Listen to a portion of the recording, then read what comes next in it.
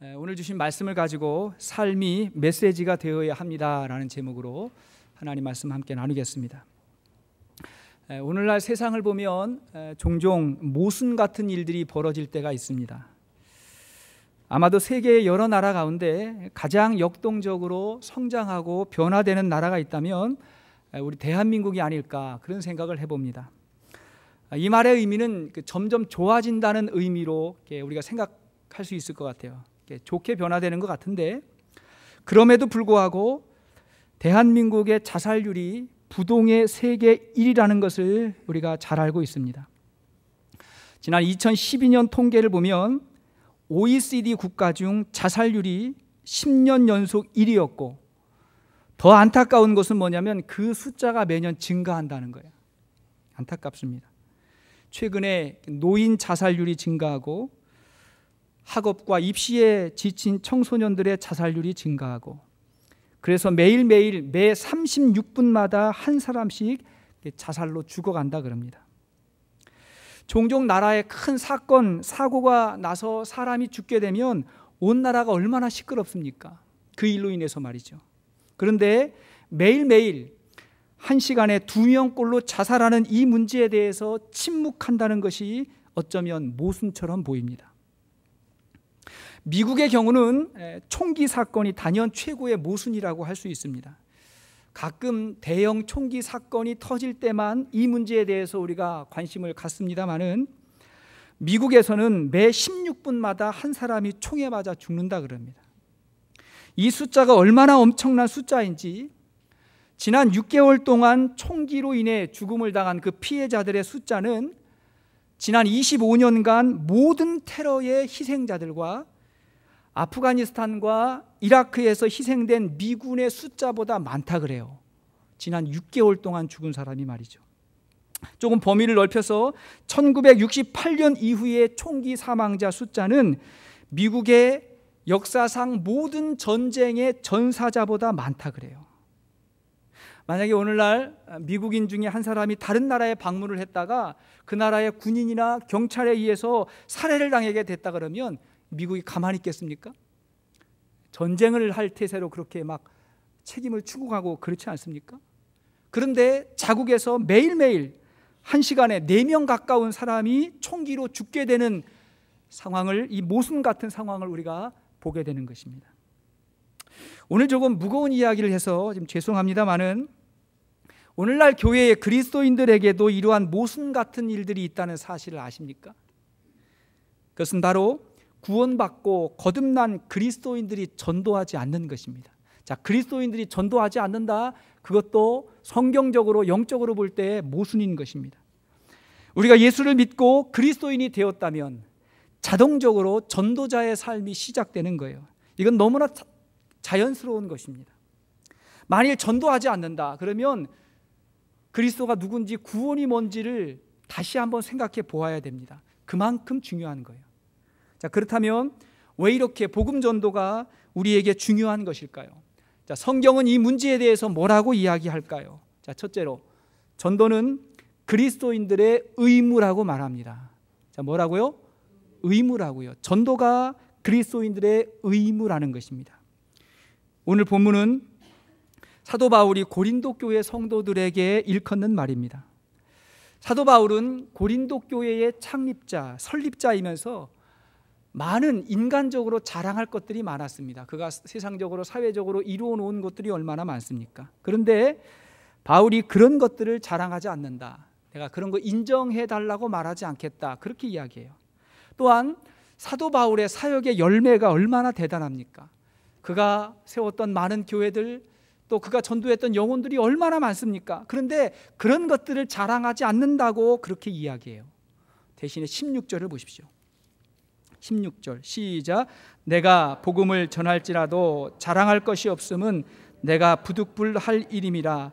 만일 복음을 전하지 아니하면 내게 화가 있을 것이로다. 이제 보십시오. 복음을 전할지라도 자랑하지 않는데 내가 부득불할 일이다. 자, 이 말의 뜻은 억지로 마지못해 한다, 그런 의미가 아니에요. 자, 이 말은 오히려 나는 그렇게 해야만 하는 거룩한 부담감을 가지고 있다. 나는 어쩔 수 없이 그것을 해야만 하는데 그게 너무 귀한 것이고 세상에 너무 필요한 소중한 것이기 때문에 내가 말해야만 되는, 그렇게 해야만 되는 거룩한 의무라고 생각하고 있는 거예요. 가끔 우리 성도님들끼리의 대화를 보면 어떤 특정한 음식에 대해서, 건강과 관련된 음식에 대해서 열변을 토해내시는 분들이 많이 계세요. 어떤 것이 몸에 좋으니까 많이 먹어야 된다는 거예요. 좋다는 거예요. 커피도 하루에 몇 잔씩 드셔야 된다는 거예요. 비타민 만병통치약이라는 거예요. 엉겅퀴가 너무 좋다는 거예요. 뭘 먹고 먹어야 된다고 이야기를 많이 하십니다. 또는 무엇은 좋지 않다는 거예요. 너무 안 좋다고 말해요. 아마도 그분이 어떤 정보를 들었거나 그것을 체험했는지도 모르겠어요. 근데 그걸 아는데, 그걸 경험했는데 나만 알고 있기에는 너무 부담이 되니까, 그걸 말하지 않으면 나에게 화가 미칠지도 모르겠다고 하는 부담감을 가지고 말하는 거예요. 이런 분들은 전도도 잘하는 거예요. 전도도 잘할 것 같아요. 마찬가지로 예수님을 믿고 구원을 경험한 사람이 어떻게 전도하지 않을 수가 있겠어요? 그거야말로 모순인 것입니다. 자, 전도는 자기가 먼저 구원을 경험해야 돼요. 더 나아가서 자신의 삶에 변화된 흔적이 있어야 돼요. 그때 비로소 내가 구원받은 것이 너무 감사하고 이 구원이 나에게만 머물러 있는 것이 아니라 나를 통해서 다른 사람들에게 흘러가야 된다는 사실을 깨닫게 됩니다. 자, 그것이 바로 나를 구원하신 하나님의 기대라는 것을 알게 돼요. 그러므로 전도는 선택이 아니라 의무이고 명령입니다. 따라합시다. 전도는 선택이 아니라 명령입니다. 누구의? 그리스도의 명령입니다. 성경을 보면 예수님의 생애를 기록하고 있는 사복음서, 이 모든 복음서의 결론이 무엇일까요? 자, 사복음서의 결론이에요. 자, 마태복음 28장 19절이 마태복음의 결론입니다. 자, 시작. 그러므로 너희는 가서 모든 민족을 제자로 삼아 아버지와 아들과 성령의 이름으로 세례를 베풀고, 뭐라 했어요? 너희는 가서 모든 민족을 제자로 삼아. 이게 마태복음의 결론이에요. 자, 마가복음 16장 15절에 뭐라 그래요? 시작. 또 이르시되 너희는 온 천하에 다니며 만민에게 복음을 전파하라. 자, 너희는 만민에게 복음을 전파하라 그랬어요. 자, 누가복음의 결론. 자, 누가복음 24장 47절 시작. 또 그의 이름으로 죄사함을 받게 하는 회개가 예루살렘에서 시작하여 모든 족속에게 전파될 것이 기록되었으니, 자, 이 죄사함의 회개가 모든 족속에게 전파되어야 된다. 자, 요한복음 20장 21절 시작. 예수께서 또 이르시되 너희에게 평강이 있을지어다. 아버지께서 나를 보내신 것 같이 나도 너희를 보내노라. 나도 너희를 세상 가운데 보낸다 말씀하셨어요. 사도행전을 보면 교회가 세워지기 이전에, 자, 그리스도께서 부활하시고 교회가 세워지고 그 교회에 주시는 명령, 그 교회의 사명이 무엇일까요? 이 교회는 건물이 아니에요. 저와 여러분들이고 교회인데 그 교회의 사명이 뭘까요? 자, 사도행전 1장 8절 시작. 오직 성령이 너희에게 임하시면 너희가 권능을 받고 예루살렘과 온 유대와 사마리아와 땅끝까지 이르러 내 증인이 되리라 하시니라. 뭐라 했어요? 내 증인이 되라는 그런 말씀을 주셨어요. 자, 우리 예수님께서 이렇게 강조하시는데 예수님을 믿고 따르는 그리스도인들이 만일 전도하지 않는다면 그것은 죄예요. 명령불복종이에요. 주님이 이렇게 말씀하시는데 주님을 따르는 우리가 어떻게 그 명령에 순종하지 않을 수가 있겠습니까? 그래서 사도 바울은 16절 하반절에, 자, 16절 하반절에 뭐라 그래요? 만일 복음을 전하지 아니하면 내게 화가 있을 것이로다, 이렇게 말했던 거예요. 자, 전도는 선택이 아니라 필수인 것입니다. 그러면 두 번째, 더 나아가서 전도는 그리스도인들에게 축복입니다. 자, 전도가 축복이에요. 사도 바울은 전도를 의무라고 고백했지만 그걸 부담이라고 생각하지 않았어요. 그게 부담이 되면 그게 짐이 되잖아요. 근데 전도는 짐이 아니라 오히려 전도자에게 주시는 특권이고 축복이 있다는 것입니다. 그게 오늘 말씀의 내용이에요. 자, 17절 보십시오. 17절 시작. 내가 내 자의로 이것을 행하면 상을 얻으려니와. 자, 여기까지 보십시오. 여기까지만. 자의로 이것을 행하면 상을 얻으려니와. 그러니까 자의라는 말이 뭐예요? 스스로 기뻐서 전도한다면 상급이 있다는 거예요. 이 상급은 하나님께서 각 사람에게 주시는 상급을 말하는 것입니다. 저는 우리의 인생을 평가하시는 하나님의 상급이 분명히 있다 그러면 천하보다 귀한 영혼을 구원한 상급이 가장 크다고 저는 믿습니다. 왜 그래요? 그게 가장 귀하기 때문에. 세상에 생명보다, 목숨보다 더 중요한 게 어디 있어요? 그 영혼을 구원한 것이 하나님 앞에서 가장 큰 상급이 있는 것입니다. 그런데 오늘 본문을 보면 바울은 그것만을 말하는 게 아니에요. 18절부터 이어지는 말씀을 보면 전도자로 살아가는 축복이 있다고 말합니다. 다시 말하면 복음 전도자만이 경험할 수 있는 어떤 삶의 변화가 있고 축복이 있다는 거예요. 자, 18절을 보시겠습니다. 18절 시작. 그런즉 내 상이 무엇이냐? 내가 복음을 전할 때에 값없이 전하고 복음으로 말미암아 내게 있는 권리를 다 쓰지 아니하는 이것이로다. 자, 보십시오. 복음으로 말미암아 내게 있는 권리를 다 쓰지 아니하는 이것이다. 자, 이 고백 가운데 뭔가 바울이 절제하고 있고 뭔가 지금 굉장히 중요한 가치에 대해서 이야기하고 있는 거예요.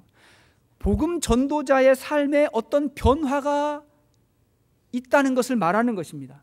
아주 긍정적이고 굉장히 좋은 변화가 나타났어요. 자, 전도라고 하는 것은 말로 하는 것뿐만이 아니라 자신이 복음이 되는 삶이에요. 따라합시다. 복음이 되는 삶. 누가? 내가. 전도자의 삶이 복음이 되는 삶을 살아가는 거예요. 진정한 축복은 거기에 있는 것입니다. 여러분, 만일 우리가 구원을 경험하지 못했다면 우리 삶의 기쁨이 어디에 있겠습니까? 우리는 무엇을 자랑하며 살겠습니까? 주님을 모르고 복음을 모른다면 뭘 자랑할 거예요? 돈이겠습니까? 권력이겠습니까? 혹은 세상의 음란을 쫓아 살아가지 않을까요? 그런데 그 끝이 허무하다는 것을 우리가 잘 알고 있습니다. 그러나 전도자에게는 겸손과 섬김과 사랑과 희생이 나타나고 그리스도의 향기가 나타나요. 왜 그래야 돼요? 그렇게 하지 않으면 전도가 안 되기 때문에. 그러잖아요. 전도자의 삶에 그런 모습이 나타나지 않으면 전도가 안 되기 때문에 겸손과 섬김과 사랑의 모습이 나타나게 되는 것입니다. 오늘 본문의 사도 바울의 고백이 바로 그런 고백이에요. 자, 19절을 보십시오. 19절 시작. 내가 모든 사람에게서 자유로우나 스스로 모든 사람에게 종이 된 것은 더 많은 사람을 얻고자 함이라. 자, 뭐라 그래? 나는 자유인이지만 스스로 자유를 절제해가지고 뭐라 그래요? 종이 되었다. 종이 되었다. 그 이유가 뭐예요? 한 영혼이라도 더 얻고자 한다. 더 많은 사람을 얻고자 한다. 바울 사도는 한 영혼이라도 더 구원하려고 종의 리더십을 갖게 된 거예요. 여러분, 오늘날 가장 필요한 리더십이 바로 이 종의 리더십이에요. 서번트 리더십. 세상이 말하는 가장 필요한 리더십이 이 종의 리더십인데 바울이 전도의 현장에서 그것을 발견한 거예요. 깨닫게 된 거예요. 또한 그의 생각과 그의 사고가 굉장히 유연해졌어요. 아주 융통성 있는 사람으로 변화됐어요. 사도 바울은 굉장히 딱딱한 사람이에요. 교만할 수 있는 사람이에요. 고집이 센 사람이에요. 남들이 바울 앞에 서면 굉장히 주눅 들고 기죽을 수 있는 사람이에요. 근데 사도 바울은 그런 모습이 아니라 정말 온유한 사람으로 종의 모습으로 그렇게 살았어요. 유대인에게는 유대인들처럼, 로마인에게는 로마인처럼, 약한 자들에게는 약한 자의 모습으로 살았어요. 왜 그래요? 복음 전도의 현장에서. 그게 23절 말씀이에요. 23절 시작. 내가 복음을 위하여 모든 것을 행함은 복음에 참여하고자 함이라. 뭐라고요? 복음에 참여하는 삶을 살길 원했던 거예요. 복음을 전하는 데 그치지 아니하고 복음을 사는 것입니다. 우리의 삶이 복음의 메시지가 되는 거예요. 근데 진정한 행복이 거기에 있는 것입니다. 내 삶이 메시지예요. 하나님께서 우리를 구원하시기 위해서 예수 그리스도를 보내셨어요. 그분 자체가 복음이고 그분이 메시지예요. 하나님이 세상을 섬기기 위해서, 구원하기 위해서 우리를 부르셨어요. 그리고 우리를 보내셔요. 뭘로? 하나님의 메시지로 보내는 것입니다. 텍사스 휴스턴에 있는 우드랜즈 펠로우십 교회를 섬기는 캐리 슉이라는 목사님이 Be the Message라는 책을 쓰셨어요. Be the Message, 메시지가 되라. 우리말 제목으로는 당신이 메시지다라고 하는 책에서 이것을 굉장히 강조하십니다. 그분이 그 책에서 이렇게 이야기해요. 더 이상 말로만 전하지 맙시다. 세상은 우리의 말에 귀 기울이지 않습니다. 우리의 말뿐인 신앙생활에 신물이 납니다. 우리의 신앙은 삶으로 증명되는 것입니다. 우리들 각 사람이 하나님의 메시지가 되어야 됩니다. 삶의 메시지가 가장 강력합니다. 뭐가요? 우리 삶의 메시지가 가장 강력하다는 거예요. 말로만이 아니라, 입으로만이 아니라 우리 삶으로 보여줄 수 있는 그 메시지가 가장 강력하다는 거예요. 여러분, 우리는 사랑을 말해야 되기 때문에 사랑하며 살아야 돼요.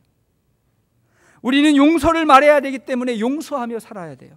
우리는 심판을 말해야 되기 때문에 죄에 대해서 민감해야 됩니다. 우리는 세상에서 가장 귀한 십자가의 사랑을 전해야 되기 때문에 우리 삶의 모습 속에 그리스도의 십자가가 담겨야 되는 것입니다. 여러분 믿습니까? 그런 삶이 필요한 거예요. 그렇게 사는 것이 얼마나 복된 삶일까요? 그런 가정, 그런 부부관계, 그런 친구가 주위에 있다면 그 사람이 나에게 복음이 되고 하나님의 메시지가 된다면 그 사람이 있다는 게 얼마나 귀한 축복이겠습니까? 하나님의 뜻이라는 거예요. 제가 최근에 이 조훈현 구단에 대해서 종종 이야기하고 오늘 칼럼에서도 비슷한 얘기 썼는데 제가 그분의 글을 읽다가 굉장히 많이 감명 깊은 부분이 있어요. 조훈현 구단이 바둑 신동으로서 11살 때 일본 유학을 떠난다 그럽니다. 다니던 학교를 그냥 포기하고 11살 때 일본으로 바둑을 배우러 가셨어요. 그의 스승은 세고의 겐사쿠라고 하는 사람인데 현대 일본 바둑의 영웅으로 추앙받는 그런 분이래요. 그분이 평생 딱 3명의 제자만 받았다는데 3명의 제자인데 그 3사람이 다 세계 챔피언이 되었고 조훈현 씨가 그 중에 한 명이었던 것입니다. 아주 놀라운 것은 이 조훈현 씨가 그의 집 사랑방에서 9년 동안을 머물러 있었는데 그 스승하고 앉아가지고 바둑판 앞에 앉아가지고 바둑을 배운 것은 3-4번밖에 안 된대요. 바둑의 수를 배운 거는 손가락 안에 꼽는데 3-4번밖에 안 된답니다. 대신에 스승의 삶을 보고 배웠대요. 같이 먹고 같이 산책하고 그러면서 사람을 대하는 자세, 바둑을 대하는 모습, 정갈한 옷차림, 규칙적인 생활, 그분은 바둑을 가르쳐 준 것이 아니라 삶을 가르쳐 줬고 인격과 성품을 가르쳐 줬다는 거예요. 바둑을 두는 사람이 어떻게 살아야 되는지를 가르쳐 줬고 수는 네가 배우라고 그랬다는 거예요. 그걸 삶으로 보여주셨다는 거예요. 지나놓고 보니까 그게 너무 귀하다는 것을 깨달았다는 거예요. 저는 그분의 이야기를 보면서 정말 많은 생각을 하게 됐어요. 과연 나는 우리의 자녀들에게 어떠한 모습으로 보일까? 내 삶으로 무엇을 교육하고 있는 것일까?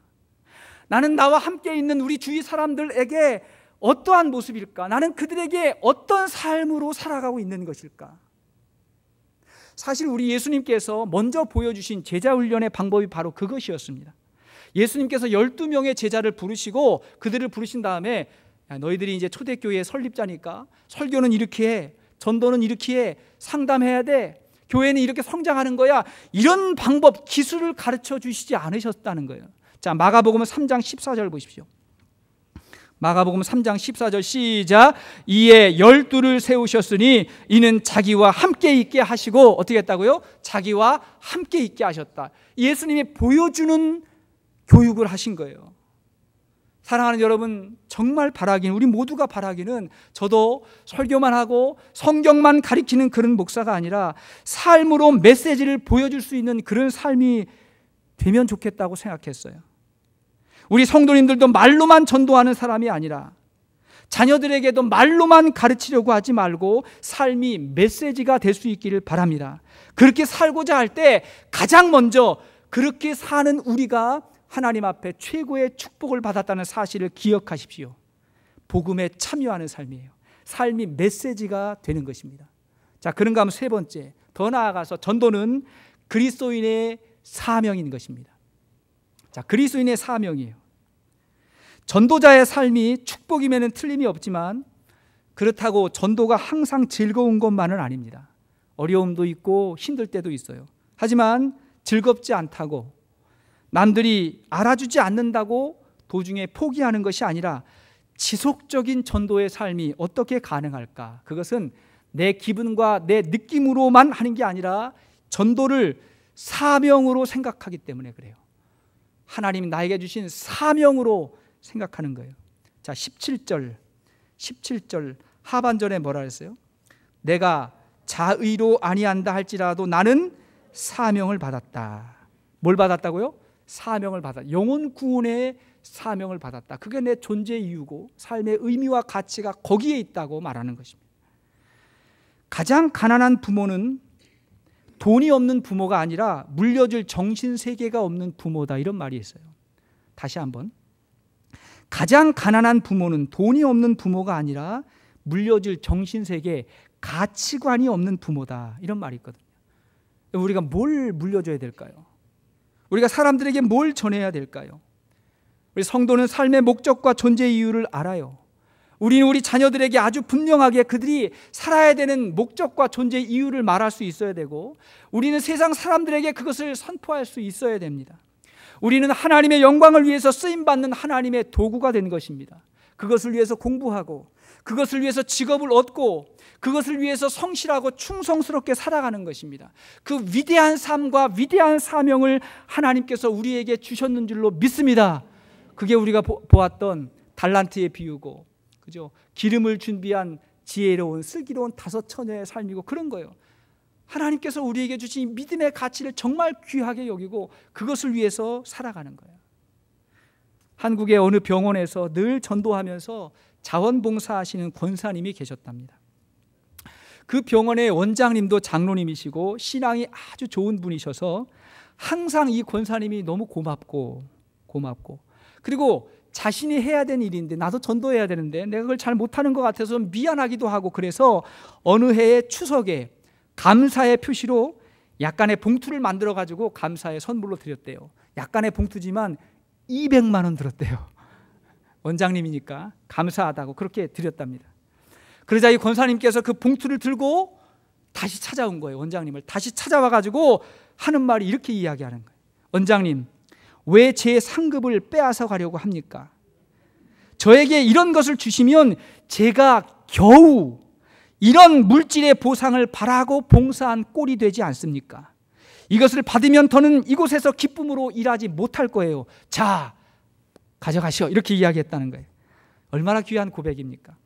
이분이야말로 전도를 의무요, 사명으로, 그리고 가장 귀한 삶의 축복으로 생각하는 분 아니겠습니까? 또한 오늘 사도 바울의 고백이 바로 그런 고백이에요. 그런 축복이 전도자의 삶 가운데 있다. 그게 내가 살아야 될 이유다. 사랑하는 여러분, 오늘 우리가 한 영혼이 주께로 돌아와서 구원받고 그의 삶이 변화돼서 하나님의 자녀가 되고 그리스도의 제자가 되어서 저와 우리 동역자들이 세상을 변화시킬 수 있는 위대한 전도자의 꿈이 오늘 우리에게도 있기를 바랍니다. 작은 것부터 시작되는 거예요. 아멘 하는 자들에게부터 시작되는 줄로 믿습니다.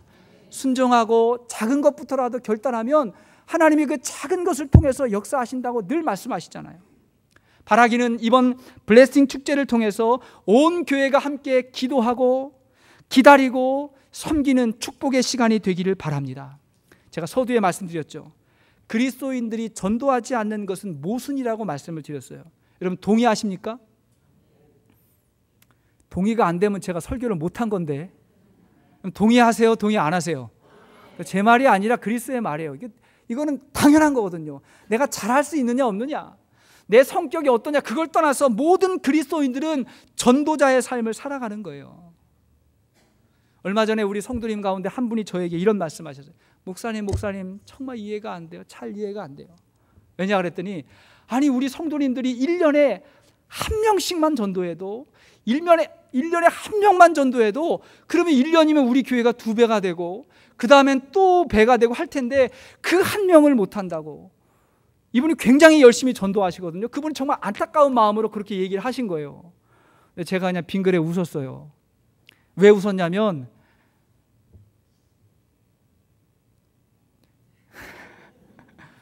그냥 가지 않는 분만 있어도 좋겠어요. 속으로 왔다가 가지 않는 분만 있어도 좋겠어요. 또 하나, 1년이 아니라 평생에 한 명도 못하는 분이 많아요. 또 하나, 그렇게 신앙생활하면서도 믿음이 좋다고 생각하는 분도 있어요. 그럼 제가 속으로 이야기한 거니까 속으로 생각한 거니까 여러분 뭐 이렇게 부담이 아니라 진짜 그렇잖아요. 진짜 한 사람이 한 사람만 전도해도, 또 그것을 위해서 우리가 살아도 우리의 삶 가운데 나타나는 그리스도인의 향기가 얼마나 아름답고 대단하겠습니까? 꽃을 사랑한다고 말하면서 어떻게 꽃에 물을 주지 않을 수 있겠으며, 강아지를 사랑한다고 말하면서 어떻게 그 강아지에게 밥을 주지 않을 수 있겠습니까?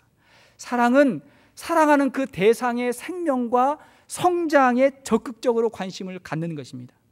만일 우리가 하나님을 사랑한다고 하면서, 영혼을 사랑한다고 하면서 전도하지 않는 것은 모순인 것입니다. 진정으로 사랑하면 어떻게 해요? 전도합니다. 따라합시다. 사랑하면 전도합니다. 자, 옆에 있는 분 한번 이야기 보시고 한번 격려하십시오. 사랑하면 전도합니다. 시작. 사랑하면 전도합니다. 주님을 사랑하고 영혼을 사랑하고 우리의 가족과 이웃과 친구를 사랑하기에 전도하실 수 있기를 바랍니다.